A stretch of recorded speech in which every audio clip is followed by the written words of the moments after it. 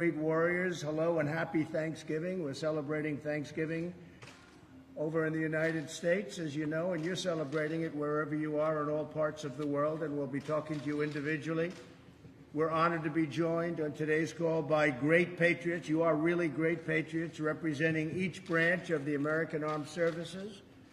Melania and I want to express our profound gratitude for the extraordinary sacrifices you make to defend our nation while you're away from your families and loved ones. I hope that you'll take solace in knowing that all of the American families that you hold so close to your heart, we're all doing well. The nation's doing well economically, better than anybody in the world. We're the hot nation of the world, and it's nice to know you're fighting, and you're fighting for something that's doing well, and that's our country. I want to begin by welcoming Colonel Stephanie Barton and the men and women of the 101st Airborne Division.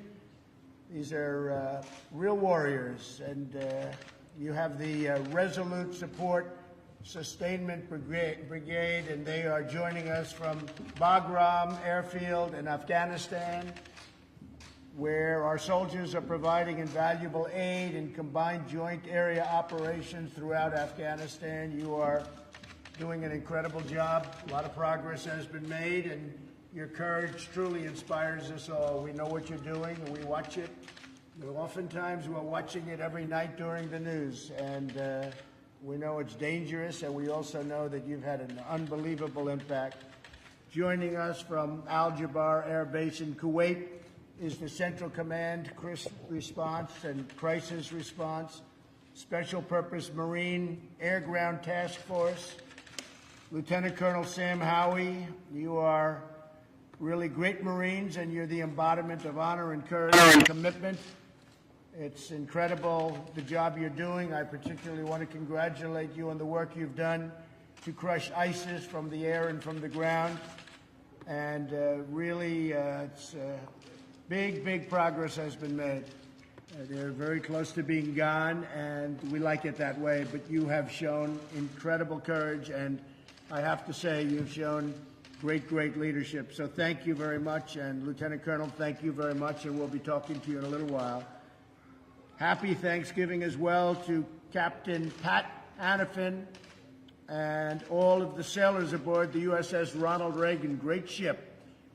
Your ship's motto is one that we embrace every day: peace through strength. That's what the motto is, and we have that motto at home. Everywhere the 7th Fleet sails, the USS Ronald Reagan is an enduring symbol of American might, American strength, American power, and really American goodness in so many ways.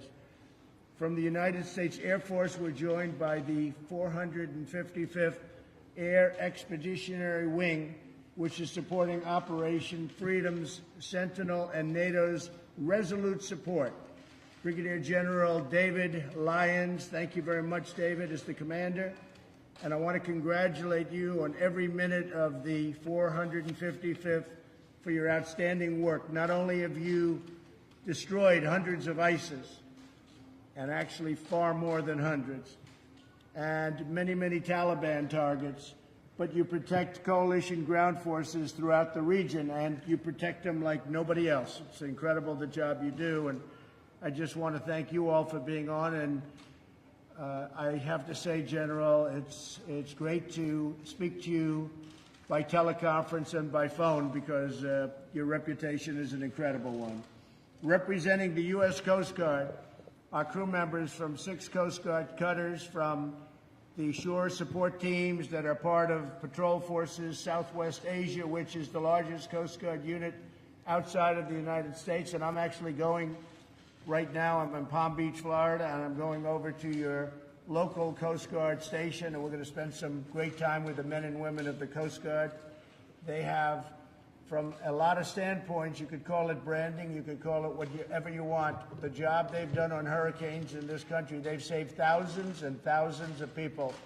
In fact, in Texas, they saved over 12,000 people. If you think of what that means, over 12,000 people. They went into seas, and they went into areas that nobody else would go into, and it was incredible what they've done in Texas, what they did in Florida, what they did in Puerto Rico. The Coast Guard has really become a symbol of strength and perseverance and toughness and genius, actually. It's purely genius. So hello to Lieutenant Nicholas Hartman, who is the commanding officer of the Cutter Aquanet. And I also want to congratulate Seaman Christopher Wilson on being selected for A school. That's A, like in A. That's the best, right? Seaman Wilson, you truly make us proud. Congratulations. That's a big deal. Going to that school is like going to the Wharton School of Finance if you happen to be doing what you do.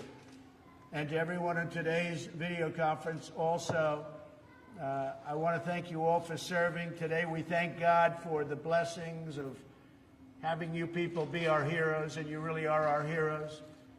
And your families are back here, and they love you, and they respect you, and they look forward to seeing you, because you're the ones who keep America safe and strong and free. You do a job like nobody else, and it is really great respect that we all have. You are very much appreciated, like you wouldn't believe, by the American public, by the citizens of our country. I want to maybe start with the Air Force, and I know that Brigadier General David Lyons is on the phone. And David, tell me a little bit about what you're doing. Our mission here, we defend the two busiest airfields in Afghanistan, Kandahar and Bagram. We support our teammates and our mission sets, and then we deliver decisive combat air power across the entire country of Afghanistan. And Mr. President, I know you can't see us right now, but you've got 150 airmen in this room that would love to say Happy Thanksgiving to you. Vultures, what do you say to the President? Happy Thanksgiving! That's great. That's really fantastic. How are things going over there?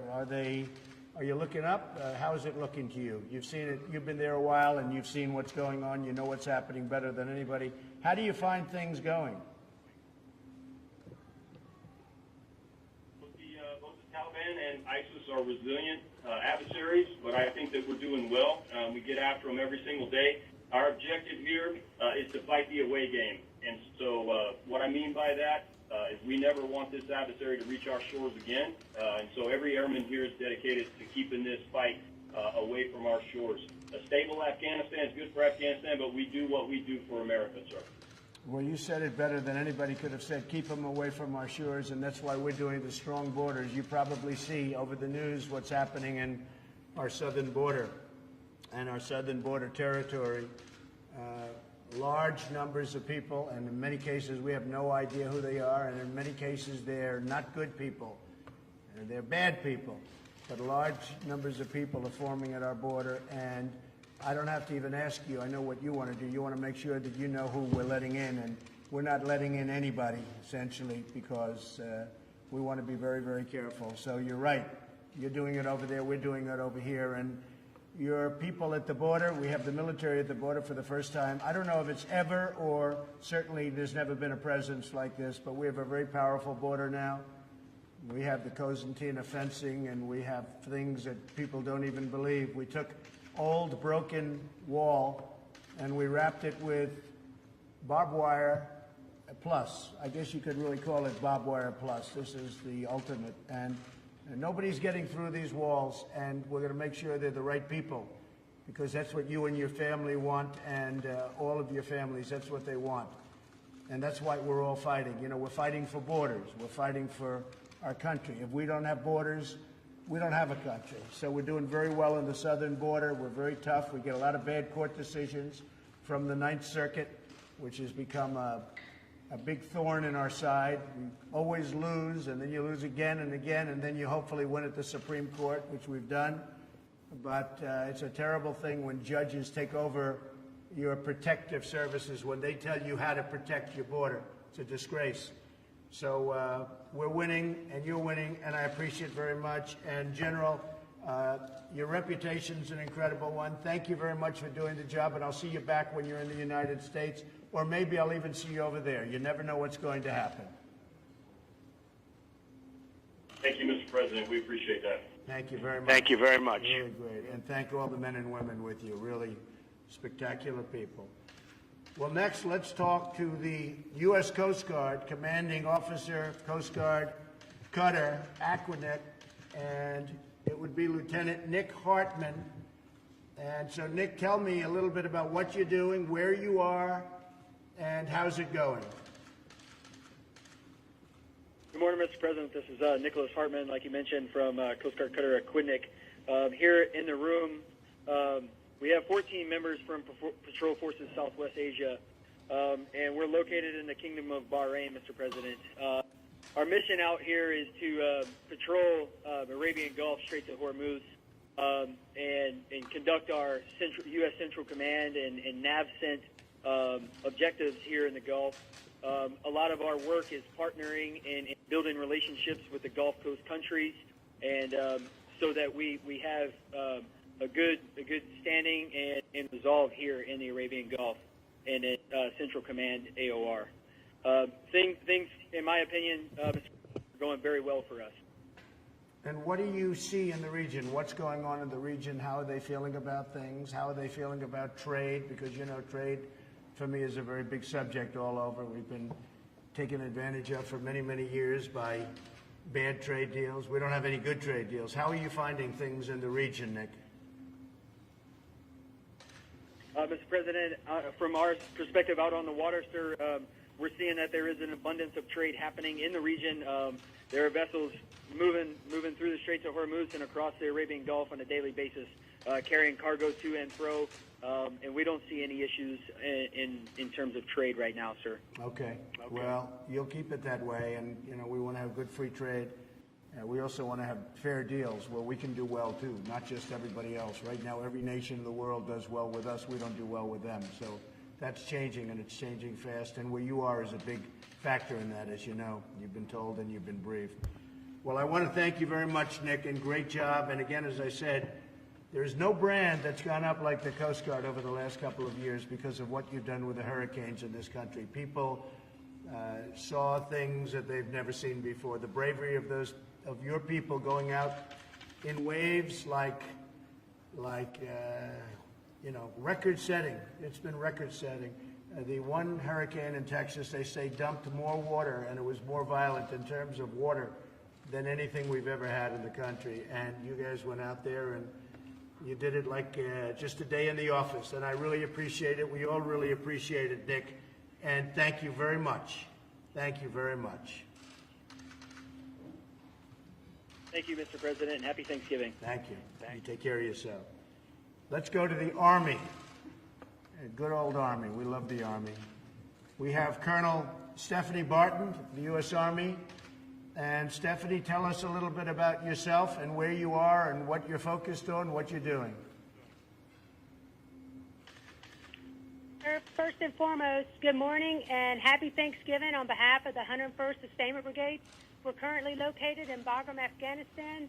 Sir, what we do for the country of Afghanistan, we're the senior logistics headquarters in theater, and it is an away game. And I will tell you, in order to fight and win the nation's wars, it's because of sustainment and logistics. And you've got highly motivated, true professionals in this room and outside this room that are truly making it happen.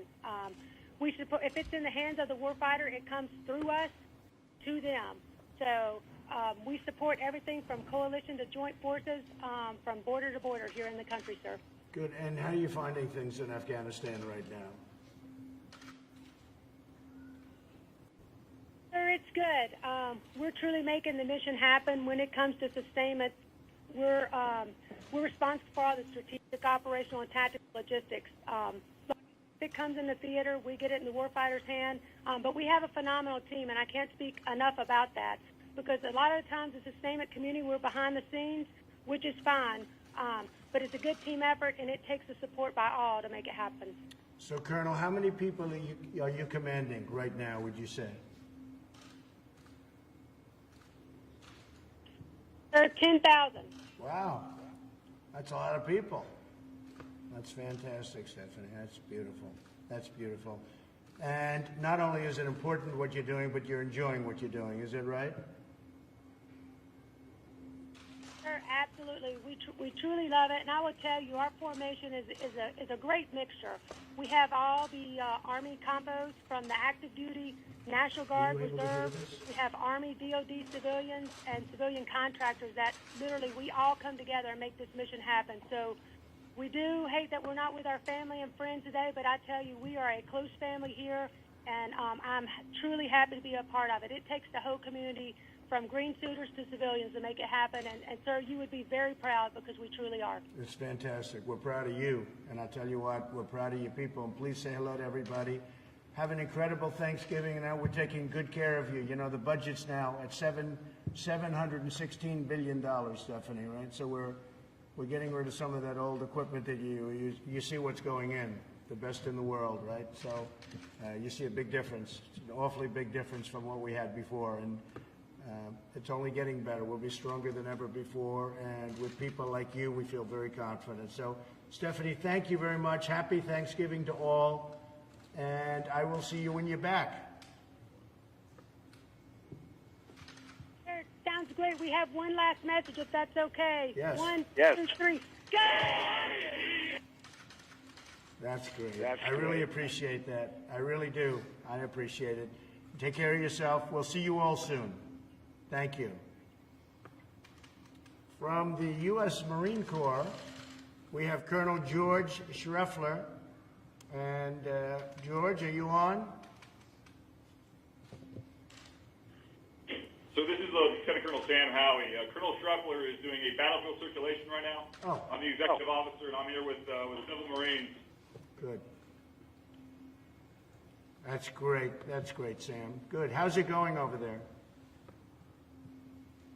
It's going great, sir. Right now, the Special Purpose MAGTF, we're based in Kuwait, but we have Marines from Jordan all the way to Afghanistan and up into Iraq and Syria. And every day those Marines are ensuring that those who would do us harm pay for it. It's pretty amazing watching these young men and women, sailors and Marines, and what they do with a smile on their face every day. And how is the progress coming, would you say? I'd say the progress is excellent, sir. We've moved throughout those areas and cleared the vast majority of those enemy forces who face us. And right now, I think we're in a good position to continue that for the rest of the year or foreseeable future. That's great. That's great. I'm hearing very good things. And they treat you good over there, I imagine, right? Do they treat you good?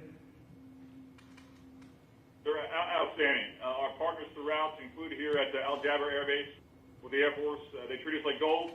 We want for nothing. And today we had, I think everyone can agree, a fantastic Thanksgiving dinner here aboard the base. That's great. That's great. Well, they should. We're good friends, and they've been a good ally. We treat them well, and they treat us well, and a lot of good things are happening over there. People are surprised to see how fast things are turning around. But you have one of the great bases. You have something that's incredible and special. And we'll get to see you, George. We're going to get to see you very soon. And I will say, and say hello to everybody else, but I will say I want you to have a great Thanksgiving. You are, what's the time difference? What is your time lag over there? How many hours between, let's say, East Coast?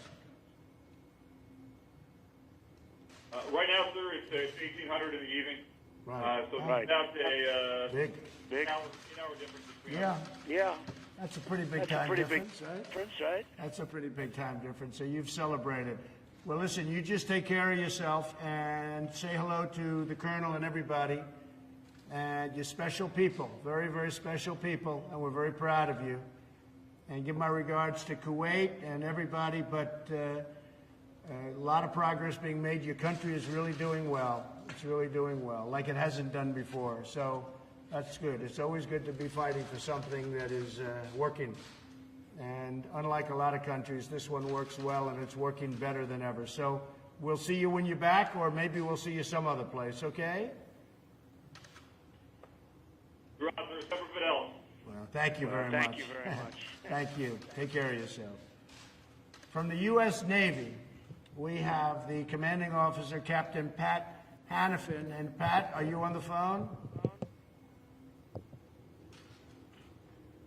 Yes, sir, I'm with you. And from the over 4,800 sailors and airmen aboard USS Ronald Reagan, the nation's only permanently forward deployed aircraft carrier. We are currently in Victoria Harbor, Hong Kong, about 13 hours ahead of you. Still Thanksgiving here. And from all the sailors aboard Reagan, serving strength for America in the Indo-Pacific. We wish you a happy Thanksgiving. Well, that's great, Pat. I appreciate it very much, and say hello to everybody, and happy Thanksgiving to you. So the condition of the ship is A1? Alpha 1, sir, absolutely. Okay, good, very important. So, you know, we have another big one. The Gerald Ford is going to be joining you pretty soon. How does this compare in size and scope with the Gerald Ford? You know all about that. That's the new one, right? Yes, sir. Size and scope. A good friend of mine just left command of that. But size and scope about the same.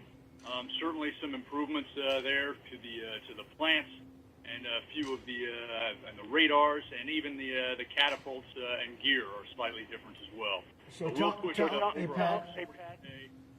Daily. Yeah, Pat, tell me about the catapult system. So on the Gerald Ford, they don't use steam, which is the first one that I've ever heard of that doesn't use steam. And I know they have some difficulties, which I'm not happy about, and they spent a lot of money. And I was just curious, the steam system is tried and true for many, many years, as long as we've had aircraft carriers. How do you find steam versus what they're doing on the Gerald Ford, which is electronic and digital, if you can believe it? Yes, sir. All of our Nimitz super carriers have been using steam for decades, and we find it pretty reliable. However, the electromagnetic catapults that they're running there offer some great benefits. Obviously, like any new piece, you got to work through the bugs, but they offer some benefits not only to stress and strain on the aircraft to extend service life and other pieces.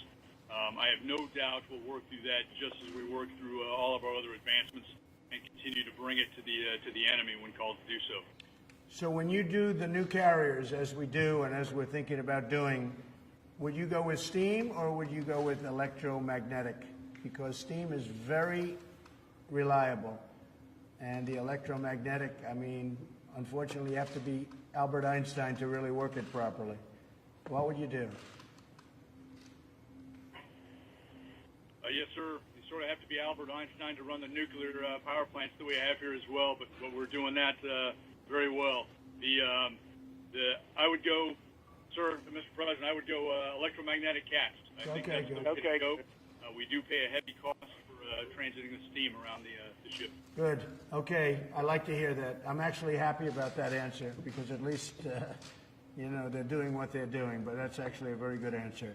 So, Pat, how are you seeing things over there? What's going on?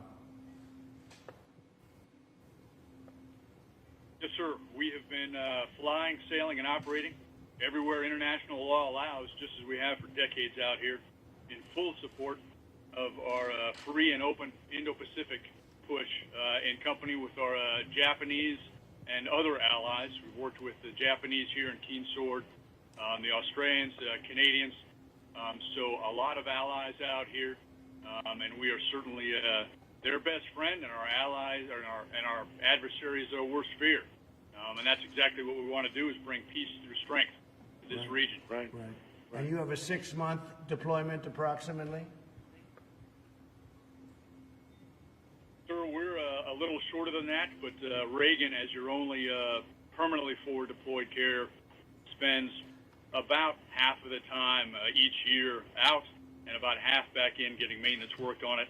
Each of the sailors and airmen aboard spend 3 to 5 years out here with us at a time before going back to a stateside assignment.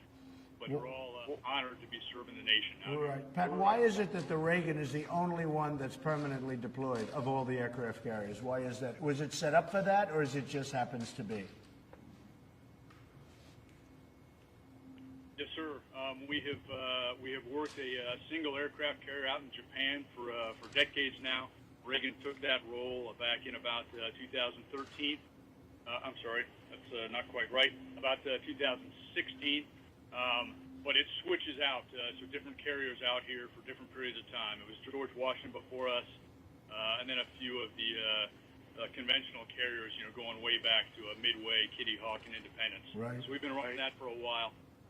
But it's just an infrastructure piece. It takes quite a bit of infrastructure to make that work, but we get a lot of presence out of it for the region. And do you feel safe in the region? Do you see any hostility? Do you see any aggression? Because, you know, you're hearing a little bit about aggression from a couple of the players. What are you feeling? Yes, sir. We have safe and independent operations out here throughout the theater. We do feel safe. There have been a couple of close calls, but in most cases, the vast majority, they are professional navies, and we have no doubt that we can bring we bring the U.S. interest to the theater, and expect that to continue into the future. That's great, Pat. Well, I want to wish you a happy Thanksgiving and say hello to everybody in the Navy. And just in closing, I want to wish everybody a really, really happy Thanksgiving. And we'll see you when you're back, and maybe I'll see you over there. But it's a great honor to talk to you and know everything about what everyone is doing. And you're doing an incredible job, and you're keeping us safe. And we all miss you back here, but we'll be seeing you soon, and on behalf of the whole country, I want to just thank you for what you're doing. Very, very special people, men and women that are just incredible people. You're highly respected, and I tell you what, our country has such respect. I don't think you hear it enough, but our country has such respect for you and the job you do. So happy Thanksgiving, and we will see you soon.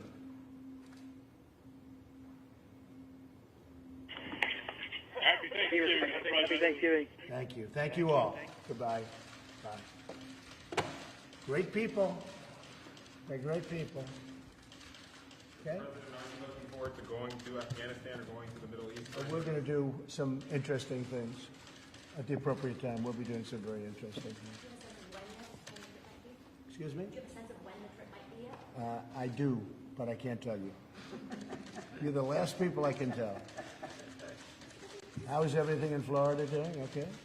Weather's good, right? Florida. Welcome to the Southern White House. Does the CIA have a recording of MBS demanding Khashoggi's silence? I don't want to talk about it. You have to ask them.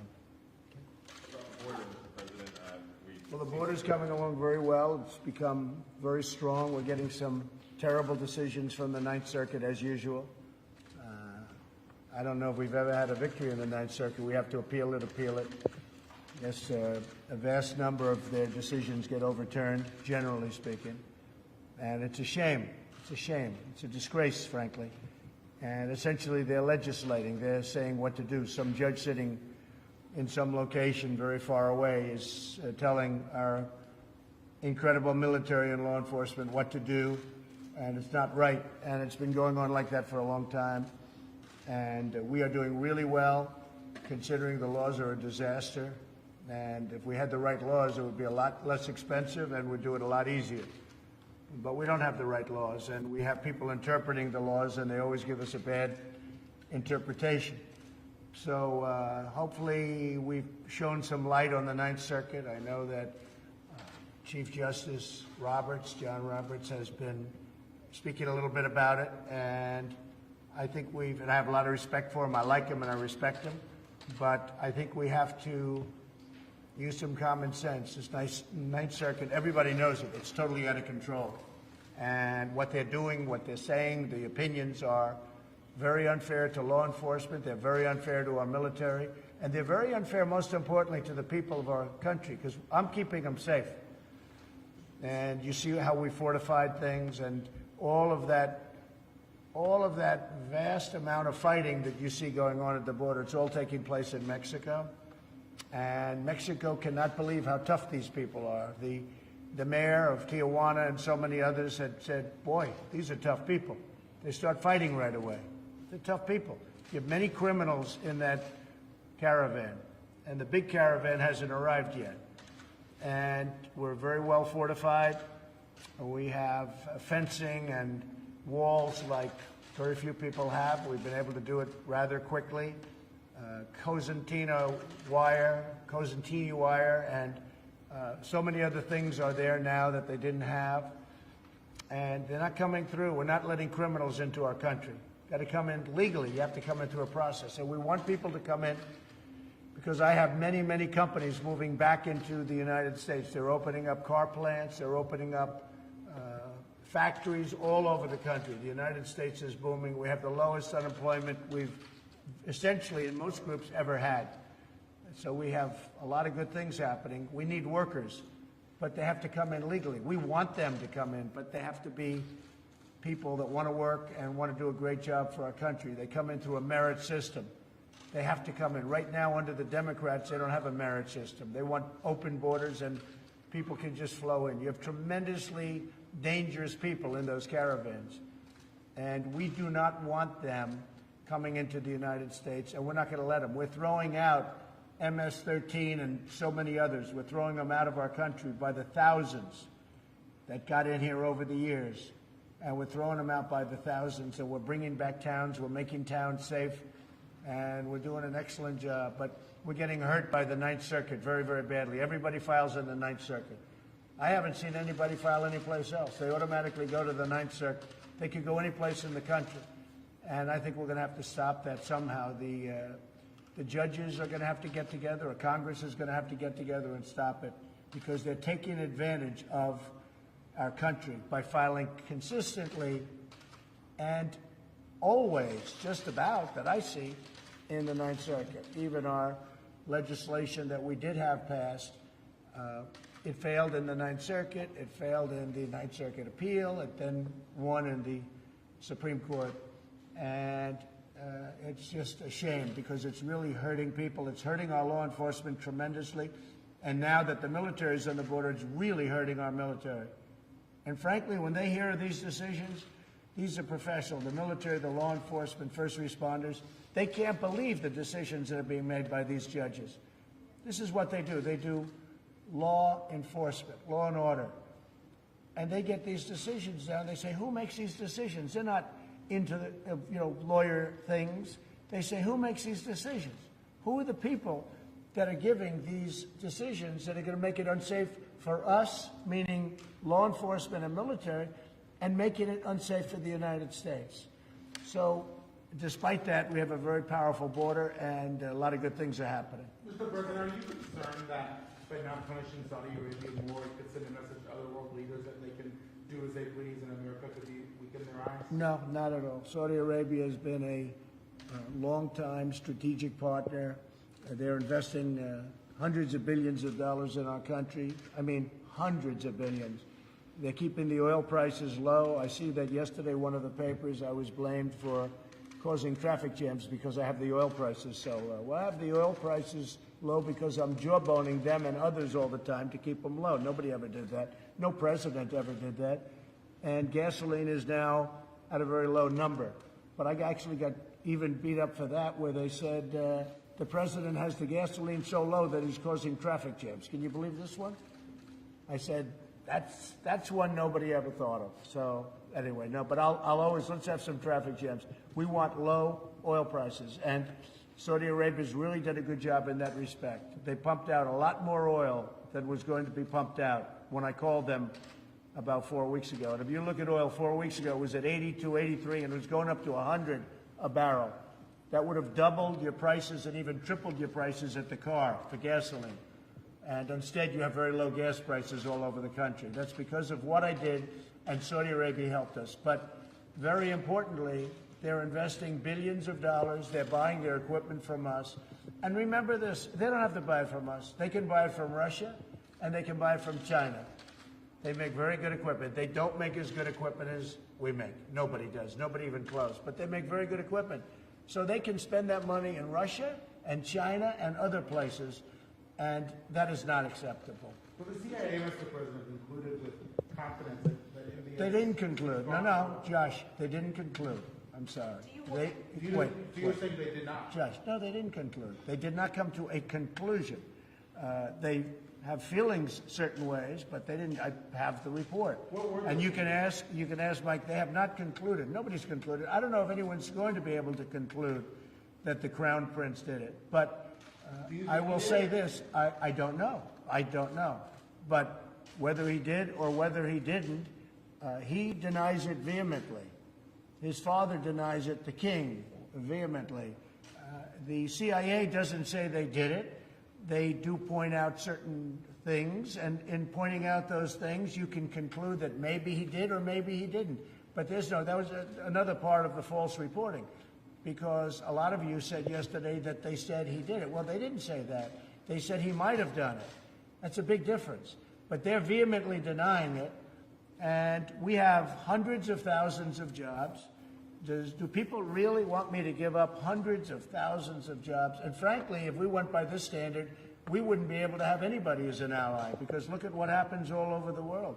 But then you could also take a look at Iran.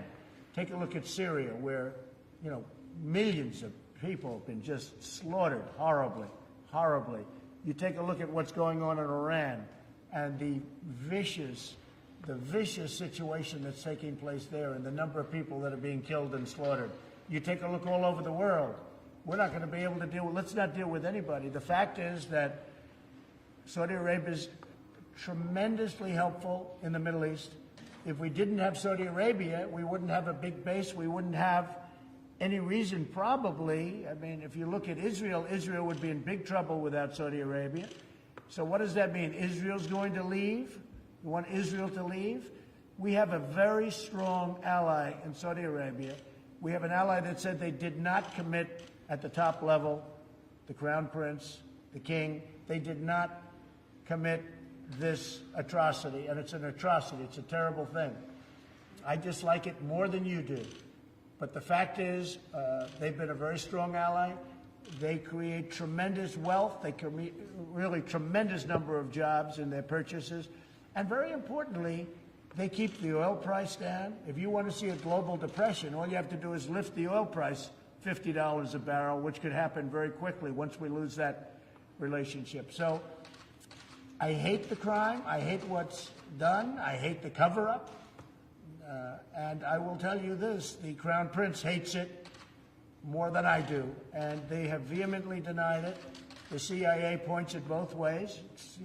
As I said, maybe he did, maybe he didn't, but I will say very strongly that it's a very important ally.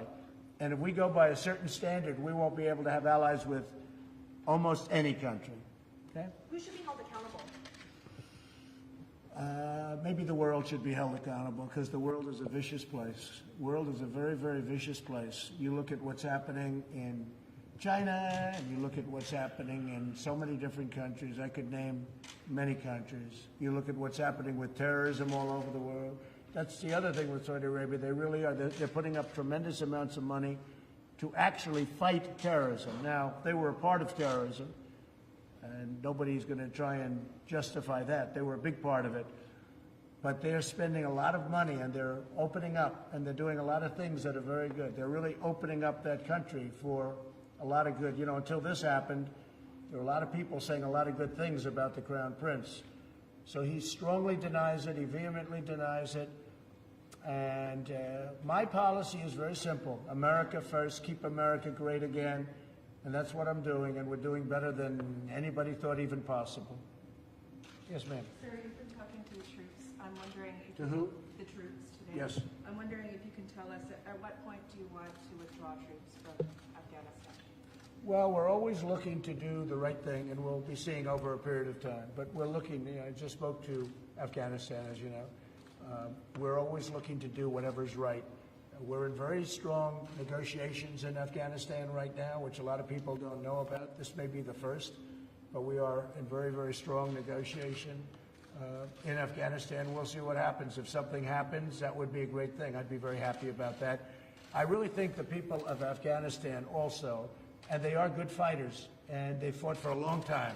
They fought for a lot longer than we fought. They've been fighting for many, many, many decades. But I think they're tired of fighting. And we'll see what happens, but we are talking about peace. We'll see if that happens. Negotiations with? We have negotiations going on. I don't know that they're going to be successful. Maybe they're not. Probably they're not. Who knows? They might be. They might not be. You know my attitude on all of that stuff, whether it's North Korea or anybody else. Maybe they are going to be successful. Maybe they're not going to be. But we have negotiations going on right now in Afghanistan. Okay? Mr. President, what is your response to people who say that a phone call wasn't enough for the troops today? Well, nobody's done more for the military than I have. I took the budget from very little to $700 billion and then $716 billion. And I'm now going over to the Coast Guard, where I did last year, and I will probably a lot, but we're going over to the Coast Guard.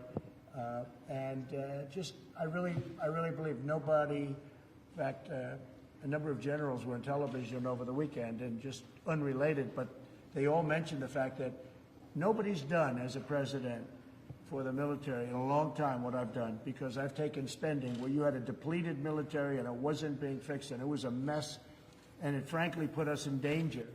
And I was able to get Congress to give us $700 billion and now $716 billion for our military. And I've also done more for the vets than anybody's ever done. I got choice approved. They've been trying to get choice for 40 years, more than 40 years. They couldn't get it. Where a vet can go directly to a doctor now, instead of waiting on line for 2 months and 2 weeks and 3 weeks, and amounts of time that are unthinkable to anybody, including yourselves. So I think I've done more than anybody else, certainly in many, many years and probably in many decades. Mr. President, are there any updates on the troops that are being sent to the border in regards to the caravan? No troops. We're going to have a strong border. Our southern border is going to be very strong. You heard me speaking to some of the folks just now in different parts of the world, and they're so proud of the job they're doing. And you got to have borders. If you don't have borders, you don't have a country. I mean, the Democrats want open borders, and they want these people coming in. Many of those people are criminals, okay, and have been so adjudged. We know who they are. They have records. They have some very substantial criminal records, some very bad criminal records. They're in the caravan. You saw what happened in Tijuana, where a number of the people said, these are tough people. They start fighting. They're starting fist fights. There are fist fights all over the streets. They're starting fist fights. They said, these are not like normal, innocent people. These are people, you talk to them and they start a fist fight. I don't want that in this country. Okay? Mr. President, what about the idea that the military may use lethal force against these migrants? If they have to, they're going to use lethal force. I've given the okay. Yeah, if they have to. I hope they don't have to. But, you know, you're dealing with a minimum of 500 serious criminals. So I'm not going to let the military be taken advantage of. I have no choice. Do I want that to happen? Absolutely not. But you're dealing with rough people. You ask the people in Tijuana, Mexico. They opened up with wide arms. Just come in, let me help you, let us take care of you. And within 2 days, now they're going crazy to get them out. They want them out. Because things are happening, bad things are happening in Tijuana. And again, it's not in this country because we've closed it up. 2 days ago, we closed the border. We actually just closed it. We're saying nobody's coming in because it was out of control. But you take a look at Tijuana, Mexico, and you see what's happening there. It's really a bad situation. What do you mean you close the border and nobody's coming in? What do you mean by that? If we find that it's uncontrollable, Josh, if we find that it gets to a level where we are going to lose control or where people are going to start getting hurt, we will close entry into the country for a period of time until we can get it under control. The entire border? The whole border. I mean the whole border. And Mexico will not be able to sell their cars into the United States where they make so many cars at great benefit to them, not at great benefit to us, by the way. But at least now we have a good new trade deal with Mexico and with Canada. But we will close the border. And that means that Mexico is not going to be able to sell their cars into the United States until it's open. But we're going to either have a border or we're not. And when they lose control of the border on the Mexico side, we just close the border. And we have a very powerful border. We built a very strong border in a very short period of time, and the military has been fantastic. The job they've done. And by the way, Border Patrol and ICE, all of the law enforcement we have involved, and we have local law enforcement too, they have done an incredible job. And they've wanted this for years. You know, I'm the first president that's done it to this extent, but they've wanted this for years. And some of the presidents, I guess they didn't care, or they wanted open borders. I don't think they wanted open borders, because most of them, if you go back to 2006, they all approved essentially a wall, a very powerful fence, which is pretty much the same thing. But in 2006, if you look, Obama, You look at Hillary Clinton, you look at Schumer, all of the people that are standing up protesting.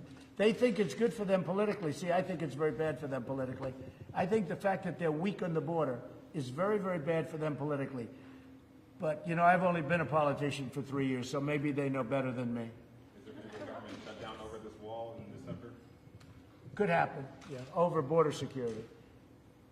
The wall is just a part of border security, a very important part, probably the most important part. But could there be a shutdown? There certainly could, and it will be about border security, of which the wall is a part. Do you think Secretary Nielsen is doing a good enough job? Well, she's in there trying, I'll tell you. It's a tough job. I mean, yesterday she gets a ruling that things that we were doing, a judge that knows nothing about it decided to take law enforcement into his own hands, and he gives a ridiculous ruling. So we'll appeal it. But it makes the job harder. We're still doing the job perfectly. But it makes the job harder, and it makes the job more dangerous. Because a judge made a ruling that was shocking. Okay? Just to be clear, going back to the idea of shutting down the border, what would it take for you to reach that step and want to do that? Well, I've already shut it down. I've already shut it down for short Are periods. you talking about that one border? No, yeah. I've already shut down parts of the border because it was out of control with the rioting on the other side in Mexico, and I just said shut it down. What does that look like in practice? What? What does that look like in practice to shut down the border? You see it. I mean, it took place 2 days ago. Did you have to sign an order? Is there any? Yeah, they called me up and I signed an order. Can we get a copy of that? You don't need it, don't worry. It's not that big a deal, but maybe to some people it is. What we want to do is we want to have a strong border. We want to have people come into our country. I want to have a lot of people come in. We need them.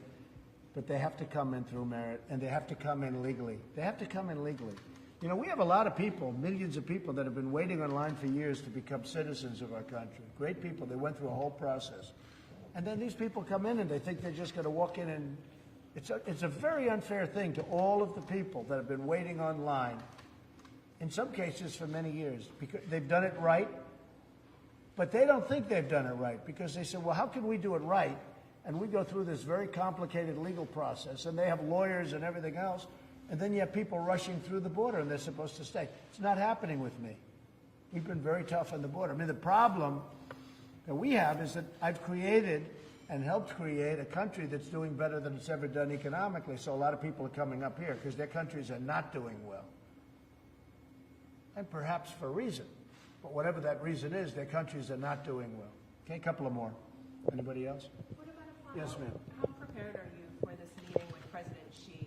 How are you preparing for it, and how confident are you? I'm very prepared. I've been preparing for it all my life. You know, it's not like, oh, gee, I'm going to sit down and study. I know every ingredient. I know every stat. I know it better than anybody knows it. And my gut has always been right. And we're doing very well. And I will tell you, China very much wants to make a deal. China has been taking advantage of the United States for many, many years. They have taken out $400, $500, and $600 billion a year. That doesn't include the theft of intellectual property, which has been horrible, what they've been doing. And, you know, it's not a question of preparing. I think I prepared for this meeting. I had a meeting literally right in that corner with President Xi. We have a great relationship. I like him a lot. I think he likes me. He probably likes me less now than he did before we did what we're doing. But we've picked up trillions of dollars in value, and China has lost trillions of dollars in value since I'm president. Trillions, many trillions of value.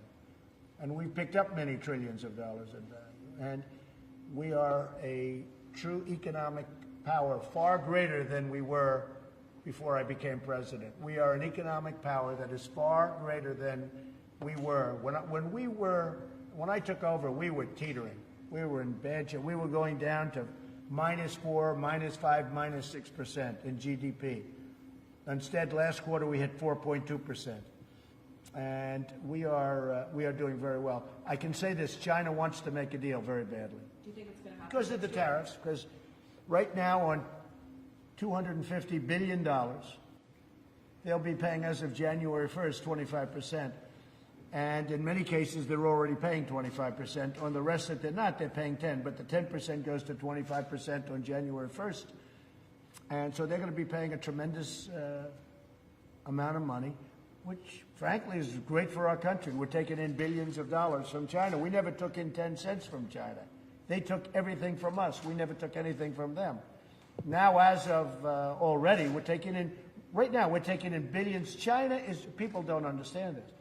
China is right now paying us billions of dollars a month. That's never happened before. And soon, they're going to be paying us many, many billions of dollars a month. But China wants to make a deal, and we can make a deal, we will. Are you worried about Matt Whitaker's finances and his potential happiness? No, Matt Whitaker's a highly respected person. And, you know, once I choose somebody, they always go through hell. But Matt Whitaker is a highly respected man.